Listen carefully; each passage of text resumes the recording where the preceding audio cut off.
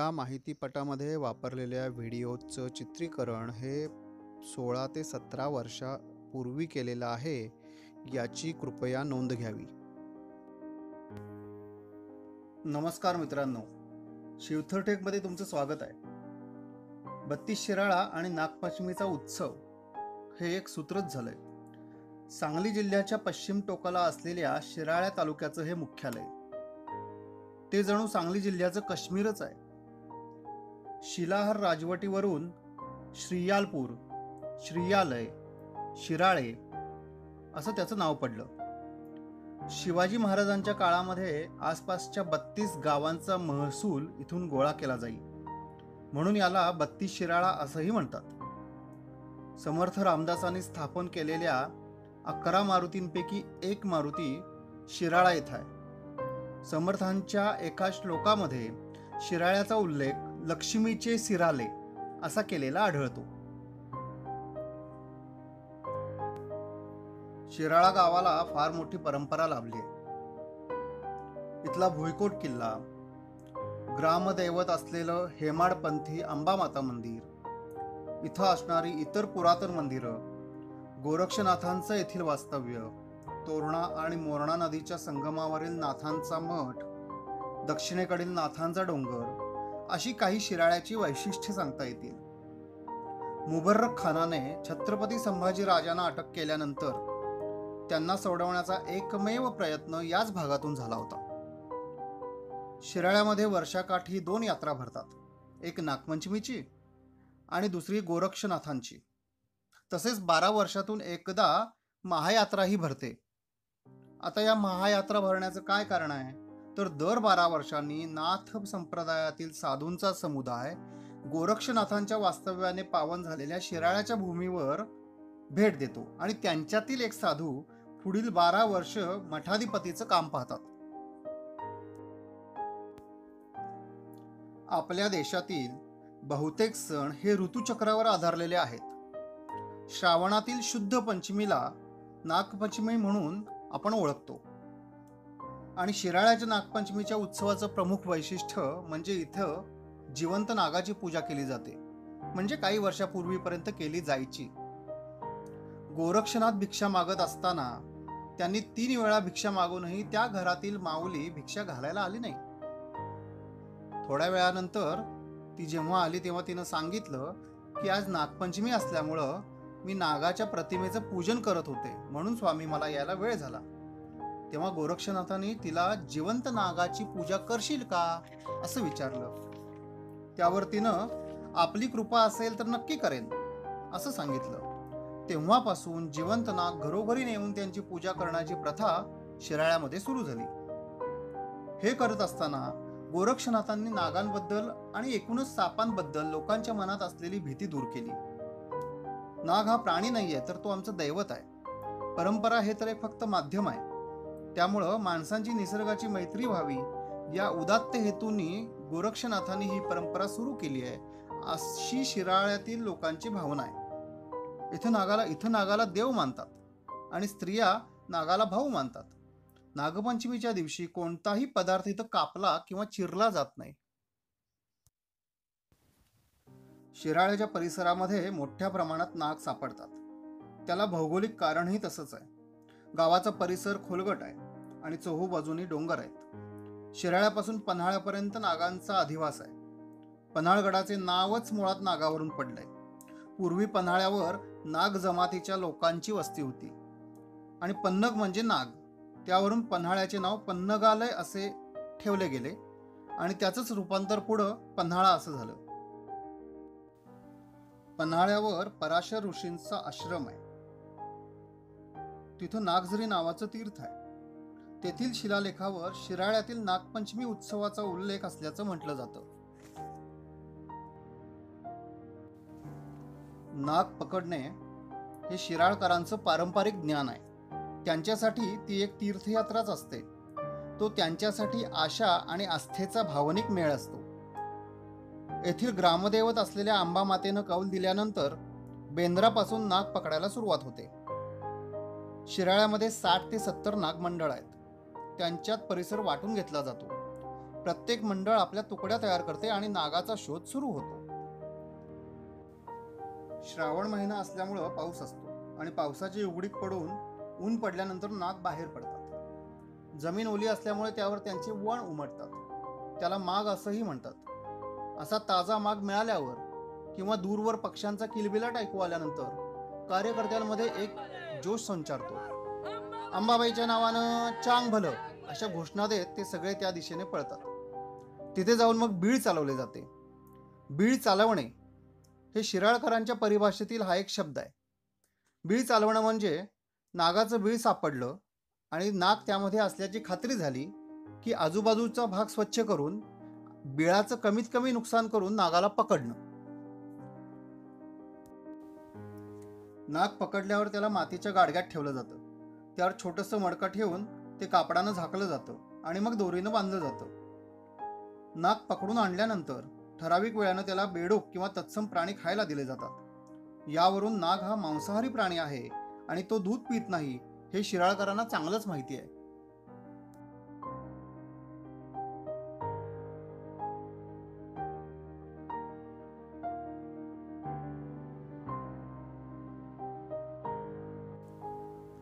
नागपंचमीच्या दिवशी नागमंडळ घरोघरी नाग घेऊन जातात. गृहिणी नागांची पूजा करतात. तिथं त्यांचं दुहेरी नातं असतं, एक देवाचं आणि दुसरं भावाचं. त्यानंतर अंबाबाईची पालखी निघते आणि मग दिवसभर मिरवणुकीचा कार्यक्रम असतो. मुंबईत जसं गणेश विसर्जनाची भव्य मिरवणूक असते तशीच इथली ही मिरवणूक असते. नागपंचमीनंतर जिथून पकडून आणलंय तिथं नागांना परत सोडून देण्यात येते. आम्ही आमच्या मुलाबाळांपेक्षा नागांची जास्त काळजी घेतो. त्याला आधीपासून इजा झाली असेल तर त्याच्यावर उपचार करतो.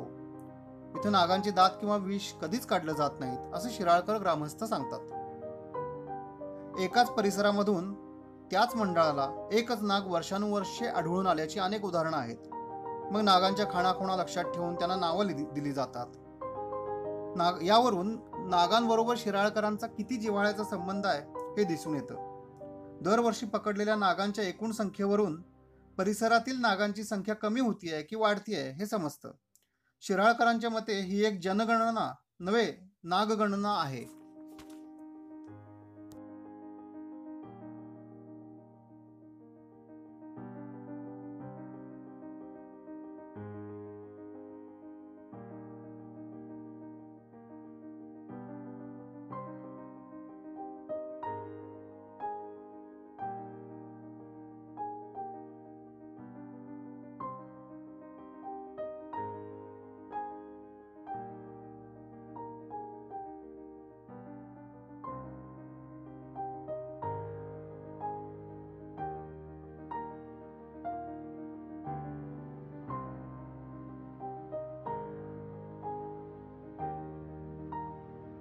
बेंद्रापासून नागधरास सुरुवात करतो आणि आमच्या शिराळा गावाच्या पंचक्रोशीत दररोज नाग पकडायला जातो. नाग पकडायला गेल्यानंतर आम्हाला 3-3, 4-4 दिवस रिकाम हातानं सुद्धा परत यावं लागतं. कधी काळी एक गावतो, कधी काळी 2 गावतात, कधी 4-4 गावतात. नागपंचमीच्या सणा दिवशी आम्ही त्यांची पूजा प्रार्थना करतो आणि दुसऱ्या दिवशी त्यांना व्यवस्थितरित्या पूजन वगैरे करून परत सोडून देतो. नारळ फोडून देवीच्या मंदिरात जातो. देवीच्या मंदिरात नारळ फोडून पूजन करतो. तिथून नागधराला सुरुवात करतो. मग असं बेंद्रापासून चालू केल्यानंतर रोज गावाला असं काय नसतं. काय नाही, 15-20 जण असते. अशी किती मंडळ आहेत? अशी जवळजवळ 60-65 मंडळ आहेत. आपण इजा होणं देत नाही आणि झाले तरी त्याच्यावर आम्ही उपचार करतो. उपचार करून त्यांना आम्ही सांभाळून नंतर ते क्लिअर चांगले झाल्यानंतर आम्ही व्यवस्थित झाल्यानंतर आम्ही त्यांना सोडून देतो. कुठं सोडतो? सापडलेल्या ठिकाणी आम्ही त्यांना सोडून देतो. आमच्या स्वतःच्या मुलापेक्षा जास्ती तिची आम्ही सेवा करतो.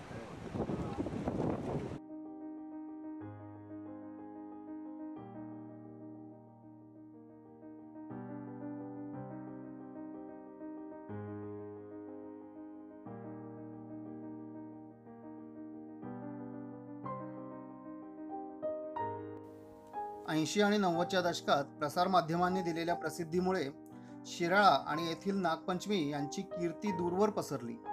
परराज्यातूनच नाही तर परदेशातूनही लाखो लोक या उत्सवाला हजेरी लावू लागले आणि इथल्या उत्सवाला जगविख्यात स्वरूप आले. डिस्कव्हरी सारख्या आंतरराष्ट्रीय वाहिन्यांची इथली उपस्थिती लक्षणीय ठरू लागली. फोटोग्राफीचं फॅड इतकं वाढलं की साप गळ्यात घालून फोटो काढणाऱ्यांच्या रांगा लागू लागल्या आणि यातूनच उत्सवाचा बाजार सुरू झाला.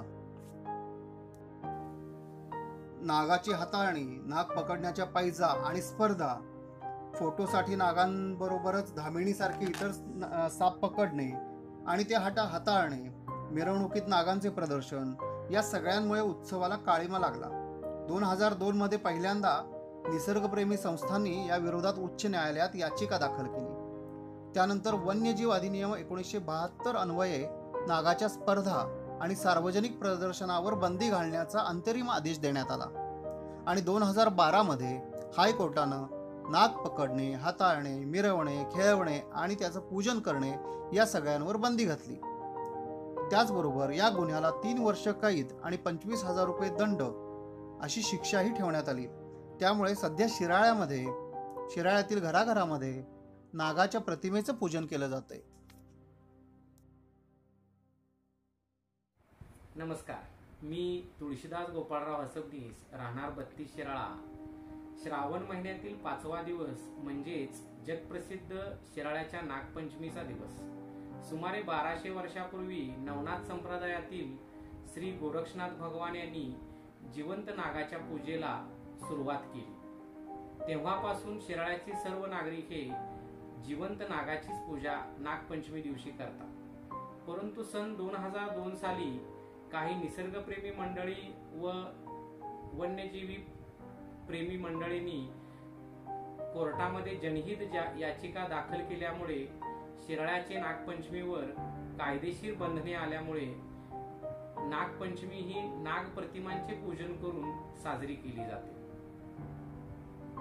मुळात नागांचा समावेश हा वन्यजीव कायद्यामध्ये होत असल्यामुळे व नागांना संरक्षण मिळावे हा ह्या कायद्याचा हेतू आहे.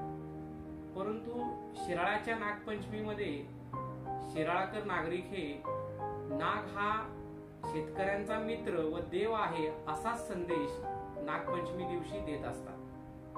कारण हल्ली आता कुठेही नाग सापडला तर सर्वजण घाबरून नागाला मारून टाकतात. परंतु शिराळ्याचे नागरिक कधीही कोणत्याही दिवशी कधीही नाग सापडला तर त्या नागास पकडून सुरक्षितपणे आपापल्या शेतामध्ये सोडून देतात. पूर्वी ही नागपंचमीला नागांची पूजा झाल्यानंतर नागांना दुसऱ्या दिवशी ज्या ठिकाणाहून आणले जायचे त्या ठिकाणी व्यवस्थित सोडले जायचे.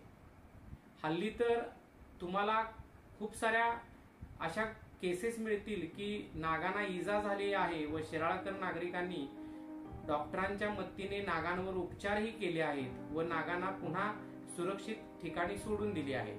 म्हणजेच शिराळ्याची नागपंचमी ही आपणास नागांना घाबरून जाऊ नये व मारू नये हाच संदेश देत असते. म्हणजेच नागांचे संरक्षण व्हावे हाच त्याच्या मागचा हेतू आहे. आम्ही शिराळकर नागरिक आम्हास खात्री आहे की सर्वोच्च न्यायालयामध्ये जुन्या रूढी परंपरा कायद्याअंतर्गत शिराळ्याच्या नागपंचमीला पुन्हा नव्याने पूर्वीचे दिवस येतील व शिराळ्याची नागपंचमी ही पूर्वीप्रमाणे साजरी केली जाईल व पुन्हा एकदा अंबाबाईच्या नावानं चांग भल असा जयघोष ऐकायला मिळेल हीच खात्री आहे, हीच आशा आहे. धन्यवाद. भारत हा शेतीप्रधान देश आहे आणि शेतीला मारक असणाऱ्या उंदीर, घुशीना खायचं काम साप करतात. म्हणजे साप हे शेतकऱ्यांचे मित्र आहेत. असं असलं तरी आजही आपण साप दिसला की हाणकाठी याच न्यायाने वागत असतो. जगभरातील अनेक संस्था साप आणि त्याविषयीचे जनमानसात असलेले गैरसमज दूर करण्याचे काम करतात. पण शिराळकरांच्या मते ते हे काम गेली 1000 वर्ष अव्याहतपणे करत आहेत. प्राचीन काळी आदिवासी लोक पर्यावरणाचीच पूजा करायचे. त्याचाच एक भाग म्हणजे शिराळकरांची नागपंचमी आहे. इथली परंपरा, पर्यावरण आणि भौगोलिक परिस्थिती या सगळ्यावरून इथल्या लोकांना प्रगत आदिवासी म्हणता येईल का आणि जिवंत नागाची पूजा करण्याची परवानगी मिळेल का अशी इथल्या ग्रामस्थांची आशा आहे. शिराळ तालुका हा अतिशय दुर्गम आहे आणि डोंगराळ आहे. मागच्या वर्षी 5 ऑगस्टला नागपंचमीनंतर नद्यांना महापूर आला होता. त्यातून मगरी आणि साप सांगलीपर्यंत वाहून आले होते आणि मानवी वस्तीत घुसले होते. तेव्हा शिराळकरांना प्रशासनानं मदतीचं आवाहन केलं होतं. अशा पुराच्या दिवसांमध्ये नाग पकडून आम्ही त्यांचे संरक्षणच करत असतो, असं शिराळकरांचं म्हणणं आहे. शेवटी परंपरा आणि पर्यावरण यांचा मेळ कसा घालायचा हाच मोठा प्रश्न आहे. मित्रांनो, हा व्हिडिओ आवडला असेल तर लाईक करा, शेअर करा, माझं चॅनेल सबस्क्राईब करा. तुमच्या काही सूचना असतील तर त्या कमेंट सेक्शनमध्ये जरूर कळवा. धन्यवाद.